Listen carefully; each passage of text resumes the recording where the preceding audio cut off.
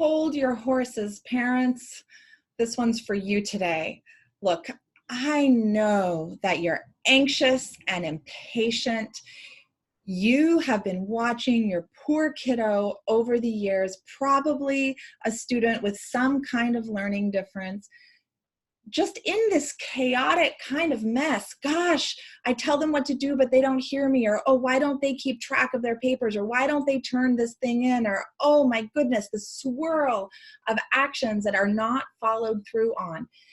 You finally are like up to hear about it. You get yourself an academic coach like me to work with your students, and you hope beyond hope that everything's going to get fixed right away, right? I'm so sorry to be the bearer of bad news, but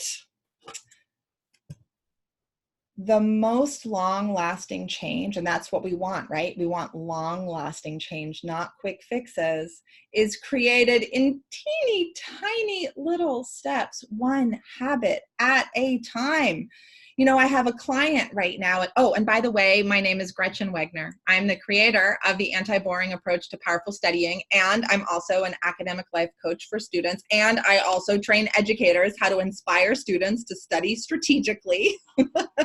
So today, though, what I want to talk to is this dilemma that parents are in when you see that changes need to be made, and they need to be made ASAP because you see college coming down the pike, right? And you're like, oh my God, my student is nowhere near ready for the rigor of college. And the grades, oh my God, they're making C's and D's because they're not turning their work in, and that can't happen. They're never going to get into a decent college if they have C's and D's.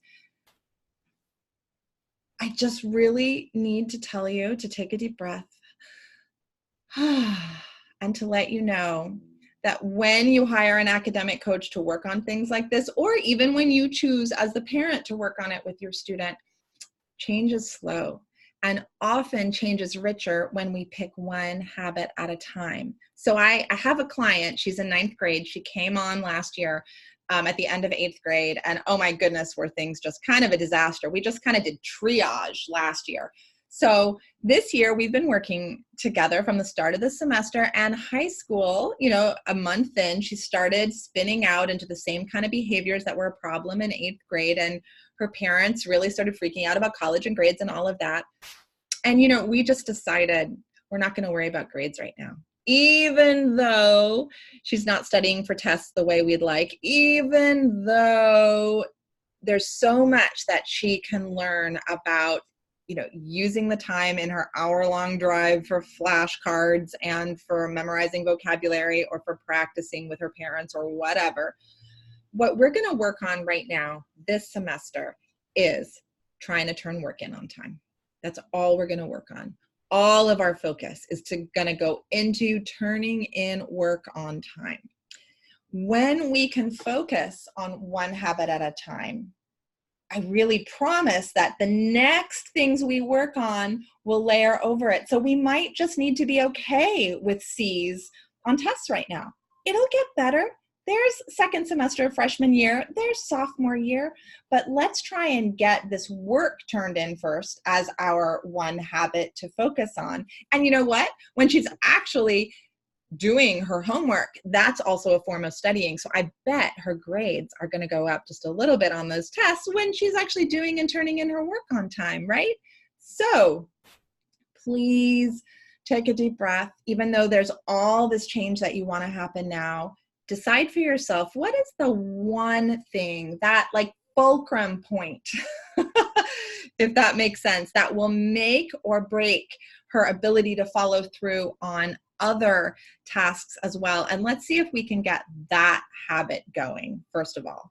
If you have any questions, please feel free to reach out to me at gretchen@gretchenwegner.com. I have a free course all about how to teach students to study. It's called The Study Cycle. It's on my webpage as well. Even though I was just talking about a time management habit, it might behoove you to check out that free course. And please always reach out. I love emailing folks in my network. I'm better at emailing than I am commenting on the YouTube comments below. So please reach out there if you have anything to ask or tell me about any of this. And take good care of yourselves. Until I see you next week.